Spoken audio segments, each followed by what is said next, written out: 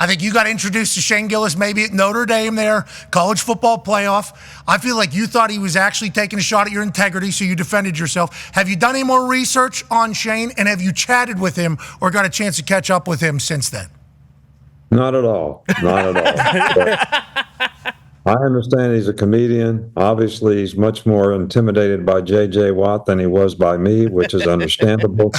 And I guess you got to live with it. But, we were trying to create value for players, and I think that's why we were able to recruit good players, whether it was how many degrees they got, how many guys went in the NFL, how many guys had careers that were very productive for them, and that's why we got good players. So that speaks for itself, and that's all there is to it. But he was trying to be funny, which I get it. And, my daughter Kristen loves him, so that's kind of soothed the soul a little bit that somebody in our family likes the guy. That's awesome. I think if you would have gave him one of those, especially with that hat on, I think he would have. I think you could have got him as well. Shane, I hope you and he get a chance to hang out someday. It would be hilarious. And I appreciate that you were like, okay, I'm done with everybody saying that this is how I went about winning, too. So I think he respects it as well. Just a magical moment from the college football playoffs. Let's talk about the first round that took place. It was cold as hell, Coach. You and I both. We were freezing our asses off. And then Saturday over there in Columbus, it was cold as shit as well. It was one of those bitter, bitter cold weekends. How do you view the first round of the college football playoffs, obviously all those games? And then what are your thoughts on more warm weather climate teams having to travel into that cold as the years roll on here, Coach? Yeah, well, I thought there were some good games, but I also thought there was some evidence that there may have been 3 or 4 better teams that they could have put in the playoffs, I guess, was my take from it. I think one of the things that the committee could do is, I think you and I talked about this before, but in the old days when the Sugar Bowl wanted to see if they were going to pick you or the Orange Bowl or the Rose Bowl or Fiesta Bowl or whatever, they would come watch you play. So at least they could eyeball the team and see what kind of team, what you look like on the hoof, especially in the line positions, because those are critical matchups. And then they would decide how good the teams were based on that. But you got to get out of the conference room to be able to do that. But I think that would be helpful in the future. Less emphasis on how many wins and more emphasis on who you beat. So that's my first take. Second take is, if you look ahead to what's happening now, which is the next round of the playoffs, I think we have less of a chance, based on the way they seeded the teams, of getting the best 4 teams in the Final Four than we did when we just picked 4 teams. Because Oregon and Ohio State are probably one of the best 4 teams in the country, and they're going to play each other in a round of 8 rather than in the semifinals. And that was all because we awarded conference champs byes. And they should reward them by putting them in the tournament, but they should get ranked relative to the quality of team they have relative to everybody else. Then you would have more good games, I think, and a fair tournament when you get down the road to the semifinals and the finals. Oregon, Ohio State, both Big Ten teams that Coach Saban was talking about there, just as everybody would probably start to pile that on. I mean, we had this discussion about the 12-team playoff. Are they going to get the 12 top teams right? Probably not. But they're going to get the top 6 right, is what everybody was thinking. Top 6 is going to get in there. Now you start thinking about it, it's like, well, are the top 4 going to make it to the semifinals? I never heard you kind of phrase it that way. Like Oregon, Ohio State, everybody's considering that like this is a national championship type game that's taking place in a rematch in the Rose Bowl. I think it's good for the hype of this particular round. But whenever we go into the next week, I think everybody's going to be bummed out that one of these teams is not going to be in it. With that being said, if you're these coaches, which coach are you most excited to be? Are you most excited to be an 11-point dog out there as Boise State? Are you pumped to be Oregon, who already beat Ohio State, and you're getting 2.5 points? Do you feel like you'd rather be the team that's like favored by 13, knowing that you have a better squad? What is kind of the mindset of a coach for all these teams? Which one would you most like to be? Well, I do think if you look at the gamblers' records on how they pick these lines on these games, they're right more than they're wrong. because they're in business. So I always rather be the favorite team. That means you got better players. So if you do a good job getting your team ready to play, you're going to have the best chance to win. But, one point that I never hear anybody talk about, everybody talks about what is such a great advantage to having a bye week, which I think it is from a health, recovery, wellness of your team standpoint. But I always thought the biggest issue, and I heard you guys talking about a couple of these bowl games that happened yesterday, and high scoring, crazy games. When you don't play football for a long time, the one thing that it affects is your ability to tackle, which really affects your ability to play defense, which we saw no defense yesterday. None. I mean, whoever got the ball last wins. And so it's exciting for the fans. But if you're a coach, it drives you crazy, because how do you manage a game when you know you can't stop the other team? But I always felt like, how do you practice over this long period of time from, 2-3 weeks, 4 weeks off? And you don't want to tackle guys in practice and get your own team hurt, so you don't tackle that much. And then you get in a game and you miss a lot of tackles. And you don't play the way you should play on defense. So I think that's something to probably watch with all these teams that had buys. That's like rest or rust is always the conversation. And then you talk about being able to tackle and everything in live speed. It's almost like the preseason conversation that happens in the NFL. The teams that play in the preseason are normally better tacklers at the beginning of the season than those who don't. Normally take 3-4 weeks to kind of catch up to the speed. In these bowl games, obviously, you only got 4 quarters to figure out if you still got it. Are any of these teams, and it's been so long since I've been at a college football practice, so I apologize for even asking you, and I assume this is a stupid question. Are you tackling to ground in practices? Because the NFL has rules. Certain amount of padded practices. I don't think you're allowed to do one past week 14. I think you have to do that in college ball. How does that, has Oregon been tackling over the last 2 weeks, you think? And are they still doing that? Well, I would think not. What we tried to do is try to thud in practice, which means you put yourself in position to tackle. You tackle or attempt to start to tackle the guy high, near leg, near shoulder. Thud them, wrap them, don't take them to the ground. Because if you do a study on how many people get hurt in practice, most of the time it's because somebody's on the ground. So whether you're blocking, you try not to cut. Whether you're playing defense, you try to stay on your feet. But when you tackle people and throw them on the ground, you throw them into one of your players, so you get hurt. So the NFL's got it right. We practiced exactly like we did when I was at the Miami Dolphins or Cleveland Browns in college.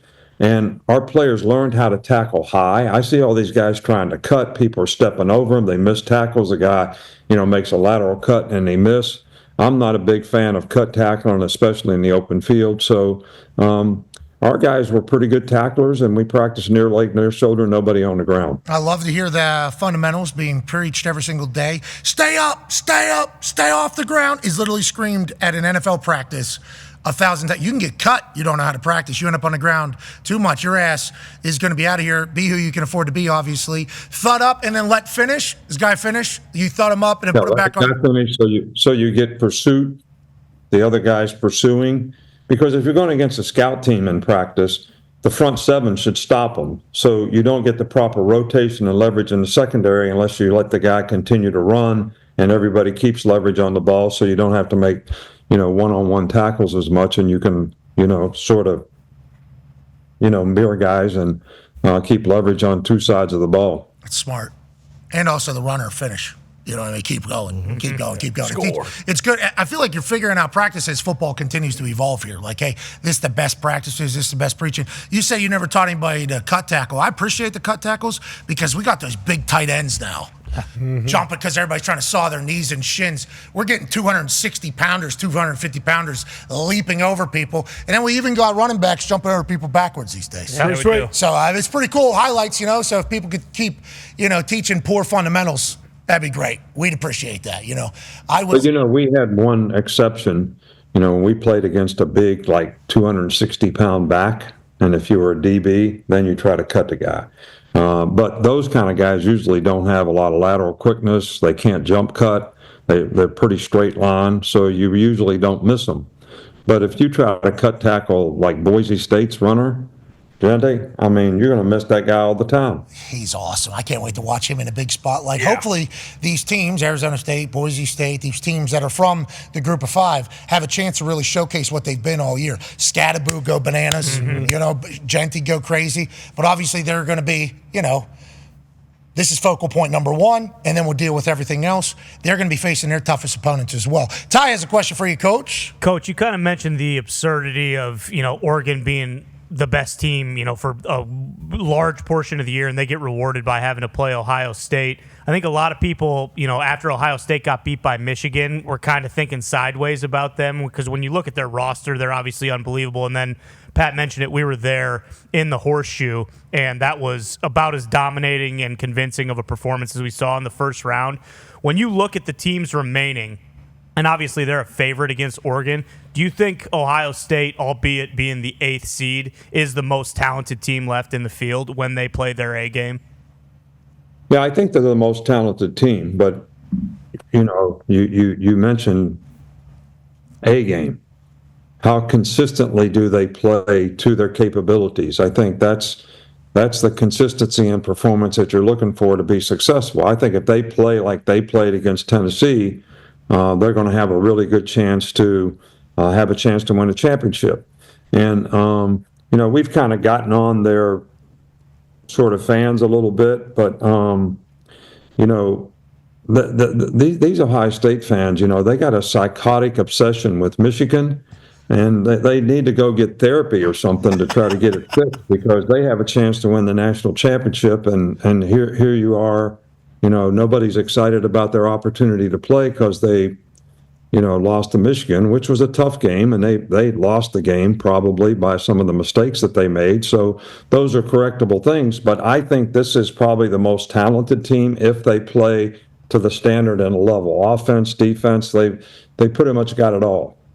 I think a lot of Ohio State fans all the way back after that Tennessee win, and I think a lot of Big Ten people very pumped behind the Ohio State team for what they did to an SEC team that came on in. And then Will Howard, I don't know if you saw, obviously you didn't. Will Howard put an Instagram post up, and his caption was awesome. It was like, when people ask you what happened here, tell them the North remembers. Tell them winter came for the Volunteers. See y'all in Pasadena. It's like that type of confidence with how they played it. It's like, here we go for the Ohio State Buckeyes A game. This is what we're expecting.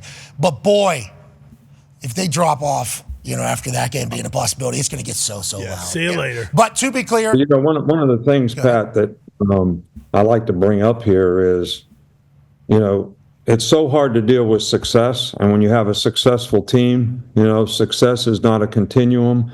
And you've heard me say before, people who think what happened in the past is going to affect what happens in the future. It's just human nature. All right, but when you have something bad happen, and the criticism that they had after the Michigan game, there's a psychological motivation to go out and try to prove yourself and prove everybody wrong and have the disposition that you need to play great football, and they certainly did that. Now, can they continue it through the playoffs? The Ohio State fans are saying exactly, Coach. Exactly what you just said. If we weren't as harsh on this team, they wouldn't have been as ready as they were for the Tennessee Volunteers. But with what you said on game day, I think is very accurate. It's like a team can feel if a state's behind them. And I feel like after what they did, second half of that game, it just felt like, Ohio people are pumped about what this team is and how they represented the state. I think that's why Ohio people react the way they do, because it's like, that's not how we are. That's not who we are. We don't do this. Their passion is obviously something that is, aggressive in some particular fashions, but that's why they are Ohio State. That's why they have the biggest, facilities, and they have the roster management that they can have, and they have the alumni and the boosters and 105,000 plus every single week. It's like those things are all positive if they are. And I think after the Tennessee game, it's very, very, I think Ohio's ready to go on a run. I can't wait. And, Pat, all the things that you said creates an expectation and a standard. And if you don't play to that expectation and the standard, you're probably going to get criticized, and you need to know that before you get in the briar patch, because that's the way it is. That's the way it was here for years, at Alabama. And every time we lost a game, the dynasty was over. These guys have had it. They're done. They'll never win another game, never win another championship. But you can't be affected by external factors. You hear me say that all the time. Yep. I do appreciate the fact that they called for your retirement and your team being dead so many times, and you coached for another 10 years after that. It was the same thing that was happening with the Patriots. Oh, yeah. They're pulling up clips from the Patriots like 2010, people being like, Tom's done, Bill's done. Congrats, Hall of Fame career. He's won enough. Guy won 4 more or 3 more Super Bowls after that. Went to 5. They're always expecting you to be done until your next move, and it's like Ohio State lives by that every single. Oregon, though. I'm the only undefeated team. Yeah. Only undefeated team. Just waiting out there at the Rose Bowl. That's going to be a good one. Underdogs. To your underdogs. Undefeated. After already having to win, undefeated. They're the Big Ten champs. Ohio State's in Big Ten country. Wow. Dan Lanning's got a lot he can pull from. So can Georgia. Georgia's in an interesting situation, obviously, with how their season ends as the SEC champions. Go ahead, Tone. Yeah, Coach. Obviously, Carson Beck is out. Gunnar Stockton is in. How does the game plan change for Kirby going into this one, or do you think they'll run the offense as normal? Do you know anything about Gunnar Stockton coming out in the recruiting process or anything like that? Yeah, Gunnar Stockton's from Raven County, which if you don't know where that is, that's up where they made Deliverance, which is the old, movie, which is where my lake house is. So I've known this kid since he was 8 years old. Okay. I watched him all through high school. We recruited him here. He was probably always wanted to go to Georgia. But if you watch the second half of their game against Texas in the SEC championship game, they changed nothing. The first 2 plays, the guys in there are passes. The first one incomplete, the second one a good throw and a completion. The one thing he gives them, in addition, is he is a little better runner. I can't sit here and say he's a better thrower, but they did not change their offensive strategy at all in the second half of the Texas game, and they actually moved the ball better in the second half than he did in the first. So I think they look like they showed confidence in the kid by the way they played. They weren't trying to protect him in the second half of the game. Well, he wasn't protected on that one particular hit. Lost his helmet, got bent back like Gumby, and bounced right back up. The guys from the Deliverance Hills of Georgia, that's where your lake house is? You're heading right into, is that real? Yeah, I can take you to the house where they filmed it. No, I'm okay. You're okay? I'd rather not. These demons that you bring to me, you don't want to go see my demons? Bringing O's in my life, I can't figure that guy out. Man. Hey, that was wild, wasn't it? I mean, we forget, there's so many things that happen in that 5-hour run on Friday and then the 3-hour. O's was crazy. You were right in the middle of that, Coach. You were right in the middle of that thing. And I'm still trying to figure out how he did that. What's wrong with that guy, you think, Coach? Legit. What do you think is wrong with that guy? I'm wondering. I don't know. I almost think he's got to be a little bit of a mind reader, which I never believed in, but it seems that way. It freaks you out, doesn't it? It freaks me out a lot. Like, I was right in the middle of a few of his tricks, and like when he tells me to close my eyes and cover my ears, I had earplugs in, I had earpieces in, so I could hear everything. Sure. When he put his hands over my ears, actually, I could hear better because it was the speakers were in my ear. But then as I'm sitting there, I almost get lost in the situation, and then I just literally think of myself doing the "What's that coming down?" And then I start thinking, "Wait, is it who's that coming down?" That's the conversation I start having in my head. Okay, that's the whole thing that starts happening. So then he's like, "What school did you think of?" I was like, "Well, I didn't want to ruin it and say I didn't think of a team. I thought of a chant. So, but it was associated with the team Georgia." And then Herbie has the Clemson thing, and I'm like, we just ruined this guy's entire career right here on game day. It's like, thank the heavens that it's not my career that's getting ruined here, but I certainly ruined it. You know, I wasn't supposed to do that. And then he has the shirt and a 34-3 with the 3 of spades, which was on, but that was a lot of shit. Yeah. That was a lot of shit, Coach. A lot. To come into one. Way goes. Yeah. Way goes. You freak. Don't let him in your house, though. Yeah. No. You don't do any of those tricks in your house. No. Those are all public appearances you do with those, right? Right, Coach? That's right. Same as a Ouija board. You treat O's like a Ouija board. Bingo. Yep. I think that's a really good call there. Connor has a question for you, Coach. Yeah, Coach, how we feel about Texas? Obviously, they kind of took care of business with Clemson, but Clemson kind of made it a game there in the second half. Do you feel like they're also poised for a pretty good run? And do you feel like kind of the SEC, similar to the Big Ten, kind of pulling for Ohio State now? Do you feel like Texas and Georgia are kind of the two teams the SEC is going to get behind, or is it just Texas since Georgia's won so much as of late? No, I think Georgia knows how to compete. They played in a lot of these games before. I think that's really important from a player standpoint and a confidence standpoint that you know you can go win these kind of games. But the thing that impressed me most about Texas in the Clemson game is the way they ran the ball. I mean, they ran the ball, up and down the field on these guys.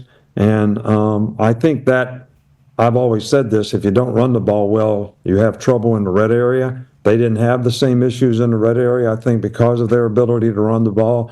Now, I don't know probably enough about Clemson's defense, but I think they're pretty decent. But they did a good job. They made some explosive plays. They've got explosive players. So I think Texas is one of the best 4 teams out there that has a chance to get in the championship game. I love that Sark has had to get his boys to rally a couple of different times now, right? Mm-hmm. Lose early at home in front of the whole world, have to rally now. Is this team for real or not? Had an injury, obviously, had to rally. Then they lose SEC championship, had to rally. It's like, I feel like they're callous too. I feel like they've been through some shit this year mentally and physically, and that could be a great motivator for a team. But, Texas and Georgia, both in the quarterfinals. Mm-hmm. Ohio State, Oregon, taking each other on in the same game. I'll be excited to see what the final score is for who makes. Oh, yeah. That is going to be the conversation of this particular 12-team playoff. How was Christmas? Did you get any good gifts? Did anybody gift you anything awesome out there? Yeah, I got a new hat, which, I'm not willing to unveil. It's going to be a big secret. Ooh. Kristen got me a new hat, so. Really? Who's it made out to? Yeah. I'm competing with you now with the boots and, all that stuff. I'm hanging in there. Hey, the boots were awesome. His boots were fantastic. I'm talking about your boots. Well, the brown ones he was wearing? Yeah. Yeah, those were very nice. Very nice. Very nice. Those boots that he was at. Now, granted, on Friday, I saw that it was low teens. I did not go with cowboy boots. Sure. I went with, we're going into the big boots. We're going into snow boots. And then on Saturday, I put the cowboy boots on. I thought you battled the cold well. I personally thought you battled the cold well, if it means anything. Yeah, well, you noticed I ordered a freaking space heater at Notre Dame about 2 segments in. Yeah, how do I keep this with me for tomorrow too? Is what he said. As soon as that thing started blowing, you're like, oh yeah, this is what has been. How do I make sure I get this tomorrow? How about Mike Ruhlman, also known as Matt Ruhlman, stage? Mm-hmm, yep. I don't know. Stage. Remember how many times he did that during the show? And I actually asked somebody, why do you do that? Why are you doing that? What is the purpose of it? He wanted it to look good because they would show the CFP logo and then they would come up to the game day set. And I'm telling you, he mopped that thing 3-4 times. There was so much mud. So much mud tracked all over it. Filthy. Then he's the one that's in charge of moving the heaters in places. Put the space heater at Coach's feet. Hey, let me bring this in here. Let me turn this one on. I run really hot, so normally he has to keep heaters on other people other than me and Kirk. Instead, I was like, let that thing rain on me. He was the man. Sweating. He was sweating. Yeah, he was. But what I was looking for was if Petey did his business there, how he was going to handle that. You're talking about Petey Herbstreit? Yeah, and Pete Thamel. If Thamel dumps on stage, I'm talking about the dog. Yeah, okay, yeah. We didn't know. Both Pete's, obviously. Yeah, if Pete Herbstreit dumps on that stage in that weather, I think it's good because you can pick it up because it'd be ice cold. Yeah, we freeze. Mm-hmm. The heated poop is the one that gets a little sloshy. Yeah. I had to do a little, all right. I appreciate you, Coach. He got out both days. Yeah, Pete was running wild, brother. Yeah. Pete was running He had wild. to do a lot of reporting. Did you hear about this? It was all over the internet. Pete was Pete Herbstreit. We're not talking about family. Oh, okay. Pete Herbstreit. He was running wild on Notre Dame's campus, and I think at Ohio State, same exact thing. He was down on the sideline near us during our watch-along megacast thing, and somebody told him to move. Who are you talking to? No. This is Pete Herbstreit. I'm locked in right here. He flexed on this person. It was awesome to watch. What a dog. Yeah. Literally. See you out in Pasadena, brother. All right, look forward to it, man. Have a happy new year. I hope you had a great holiday, guys. Thanks. Appreciate you. We love you, Coach. Ladies and gentlemen, Coach Saban. Hey, Coach.